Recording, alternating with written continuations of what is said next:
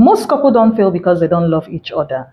They fail because they don't know what to protect in their first year of marriage or in the beginning of their relationship. I've been married for 7 years now, and if I can sit newly wedded couples down, this is the exact truth I'm going to tell them. So if you are newly wedded, about to be married, or married already, then this video is for you. My name is Esther Christian. If you're stopping for the first time, please don't forget to subscribe or drop a comment, a question, or just telling you 7 things you must do in your first year of marriage. Number 1, protect your space. The first year that you got married to your spouse is not a time where you open your doors for everybody. Your house should never be a public space. A lot of couples, when they get married, they don't understand that they just began a journey that both of them needs to study before the journey gets hot or the journey gets so busy and more interesting. I see so many couples who get married, and because they crowded their house, I mean where they are living with people, they don't succeed in the marriage relationship. So what happens in your first year of marriage? The first year of your marriage is a time of bonding.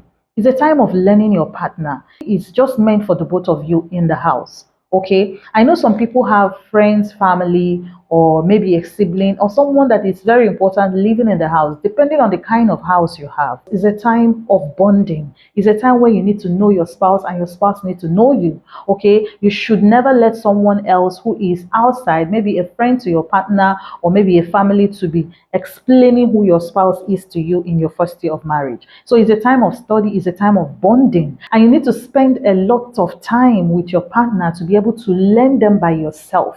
Okay, it is not okay to always depend on somebody to tell you more about who your spouse is. Now, you may have a lot of stories about them, or you may have people that have been with them, maybe a parent or a sibling or something. But this time around, it is for you and him. It is for you and her. So it is time for you to learn who your partner is by yourself, so that you can be able to tell your story by yourself. It is not the time to crowd your house or crowd your apartment with people, no matter who they are. So you need a lot of space, and you have to protect your space. Don't overreact to everything.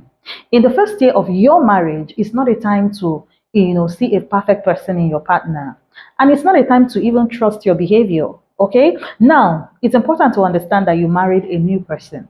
No matter how much you think you have known them, you've never known them in a closed doors. And even when you have known them in a closed doors, for the people that live together before they marry, sometimes you can never know who your partner is until there are situations or maybe circumstances, pressure and all that, until there is a ring on their finger, when they feel that, or when they feel like they have owned you and there is nothing else to chase, or there is nothing else to be expectant for. So in your first year of being married, don't overreact to every change you see, maybe a negative experiences. Trust me, you are going to see things you don't like.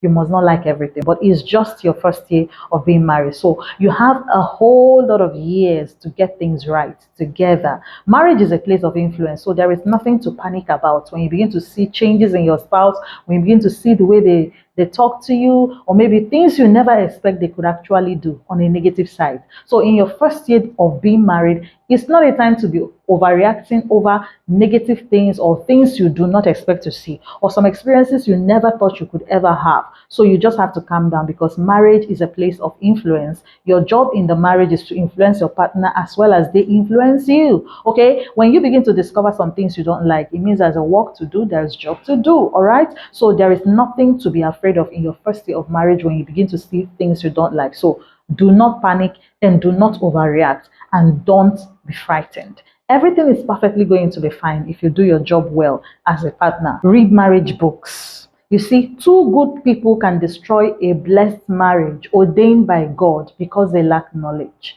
Jesus said, "My people perish for lack of knowledge." So no matter how anointed you and your partner are, or how blessed your marriage relationship is, it's going to be determined and built on knowledge. If you don't know what to do, you can get confused and you can destroy your marriage. Okay, so when you get married, the first year of your marriage is a time where you begin to build the foundation of the house that will carry you in the relationship. So what you do is to read a lot of books. You don't say, "Yes, now I'm married." Maybe you read books before while you are dating or courting, you read some books, and now you're married and you wonder if there is still need for that.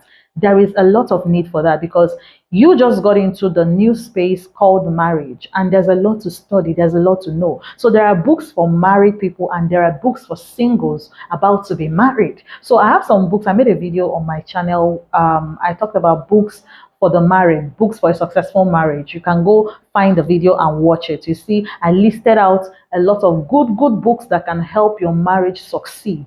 You need this in your first year of being married. Yes, in the process of marriage, of course, you may not have all the time to sit and be reading books, but you see, in the first year of your marriage, you have a lot of questions, a lot of things you don't understand, you want to react to, but because you read, you begin to act well. So two good people can destroy a blessed marriage, except if they know what to do and how to go about it. That is why knowledge is very vital. For the people that don't like reading books, there are good videos that you can actually get on a successful marriage relationship. Yes, because I know some people don't like sitting down to read, but of course, reading a few lines of book every day, or maybe once in a week or twice in a week together with your partner, is not wrong. You can actually do that. But if you can't and you prefer to go for movies, I think I'm going to do a video on that, and I'm going to be listing some beautiful movies that will help you have a successful marriage relationship. So don't forget to read in your first year of being married. Have a list of books for a successful marriage relationship. Now you're not reading for dating and to know what marriage is about. Now you are in the marriage, so you need to read more so that you succeed in the marriage, especially in the first year of your marriage or you being married, because that is when you need to get it right. It is the foundation of your marriage. Be careful who you talk to or confide in. You see, once you are married, everybody wants to advise a newly wedded couple. Like, everybody wants to tell you what to do because they believe that you don't know so much, especially the ones that are already married. The funny thing is that it's not even everyone who wants to talk to you that have a successful marriage relationship.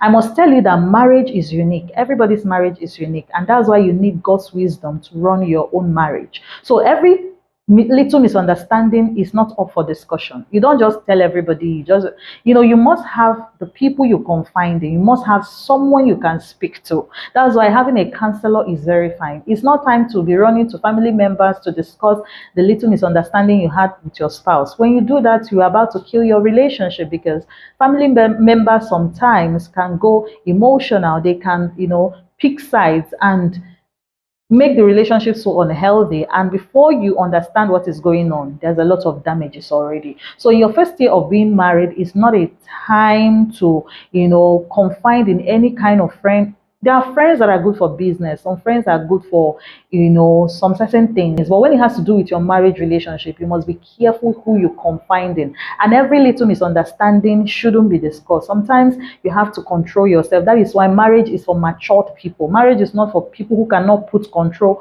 or control their emotions. Marriage is not for people who don't have the fruit of the spirit. It's not for people who cannot endure, who cannot forgive, who cannot give, who don't have joy and peace. Okay, I made a video also on the fruit of the spirit you need for a successful marriage relationship. You need to also watch this video because it's going to help you. So marriage is for the matured mind, matured body, matured believer as well. A plant is usually very fragile when it's growing, and of course, if care is not taken, you can actually uproot it from the roots. That is how a newly wedded couple is, and that is how your marriage is in the first year of you being married. So number 5 is to build friendship and not romance.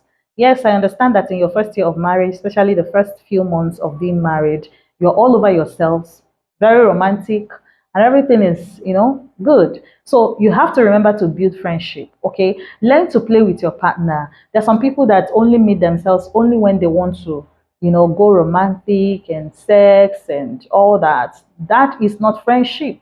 If you don't build the foundation of your relationship very well, you are going to struggle in the marriage. That is why I made this video, because I know that a lot of people, a lot of couples, they struggle because the first year of marriage wasn't built right. And there is something about building the foundation of a thing. Remember, the moment you get married, you begin to invest. And everything you do, your partner takes note of that. It is hardly forgotten. And everything your partner does, you equally take note of that. It is hardly forgotten. That is what we call foundation. Foundation is that you have started putting up the pillars one after the other, and the pillars remains there except someone takes it out. So you be careful how you do everything, because they are piling up and they are piling up and they are making the whole of your marriage, or they are building what you call a home for you. Okay, they are building what you call a relationship. So you have to learn to not just have a romantic time with your partner, but build friendship. Try to play, gist, talk about things the same way you play with your spouse out there. Discuss, bring the discussion home, bring the story home, talk,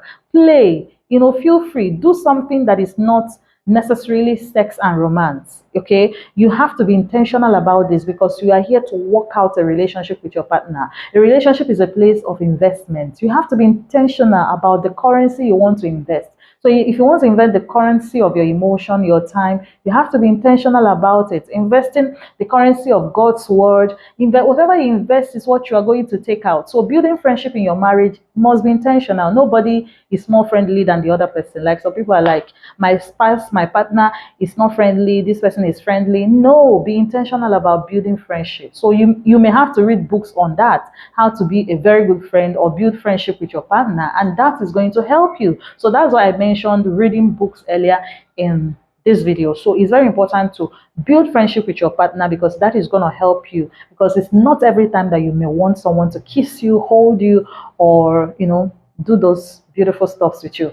But of course, there are many times you're going to need a friend that can understand you, a friend that can come from that place where they can connect with you, not just on the bed. So number 6 is set boundaries with in-laws. Now, when you get married, remember you are coming from a family, and it's okay for your family members to want to still come around your house the same way for your spouse, they want to still come around and all that, because you just left them anyway. So the ties, emotional ties and everything you have with them won't just disappear just because you got married, okay? But you must learn to respect them and respectfully set boundaries. Sometimes you may need to explain to them in a kind way, in a loving way, in a very understanding way, even though not all of them is going to understand. But of course, you have to choose your marriage first before choosing any in-laws, because you've started building a new life, a new relationship. Okay, so there is a place of setting boundaries for in-laws, especially for in-laws that trespass a lot, because sometimes you could have in-laws that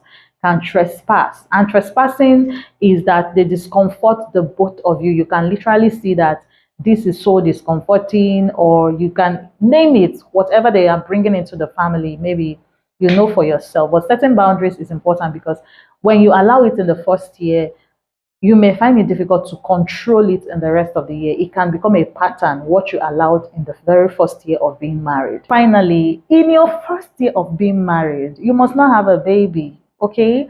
This may sound strange, but please, there is time needed for your bonding and for you to really, get to know yourselves, get to be all around yourselves, and that. It's not a must though, it's a choice. If you want to have baby in your first year of marriage, that's fine. But of course, I must tell you, in your first year of marriage, in fact, marriage is for a lifetime, except if you are in and not sure of what you got into. But for marriage, you're going to spend the whole of your life together right there. So in the first year, it's advisable to just try to hold yourselves, build your finances, build your relationship, build your friendship, develop more, hang around, visit people, eat out, have fun, travel together, because children come with a whole lot of distraction and responsibility. I know children are blessings from the Lord, but please, they are not blessings without responsibility. They are heavy work. Like, you've got to put much effort to make sure that they are comfortable. And of course, babies, they distract the woman a lot from the man. And that is a whole lot. And they equally distract the man a lot, because the man would have to, meet up with a lot of responsibility that is necessary to make sure that the baby is fine. And the same thing, the woman's body changes and everything changes, and you may not be ready to handle that. So I must advise you that if you want to have baby in the first year of your marriage, you have to please know exactly what you want and be sure that you are ready for such. Know that your body is going to change. Know that your time, your schedule, everything is going to change as well. Discuss your visions. Talk about what you want for yourselves. Be sincere about your partner, and let your partner speak out for themselves. So your partner mustn't just come to the marriage relationship and all they are thinking about is you.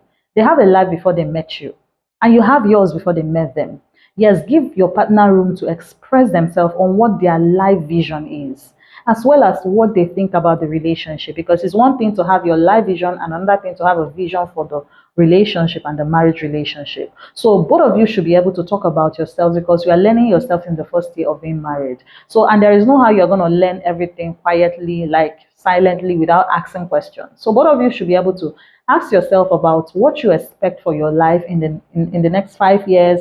What are your dreams and visions, and how do you think I'm going to help you and you help me? And okay, both of you should all equally discuss about the vision for the marriage, vision for the children, your plans, your purpose, and how you are going to work together to be able to bring about success and prosperity and God's purpose for your marriage relationship. So also remember that your first year of being married is not a time to show off, like some couples want to show everybody that they are now married, and some people want to, make their friends feel uncomfortable, or just because they are now married, and stuff like that. It's not a time to show off, but a time to build quietly. So you have a lot of work to do just for being married. So you don't have time to show off on social media, clothes, flying the rings and trying to, make something out of nothing. So keep it cool, be calm about it, and build quietly, because there's a lot of underground work to do.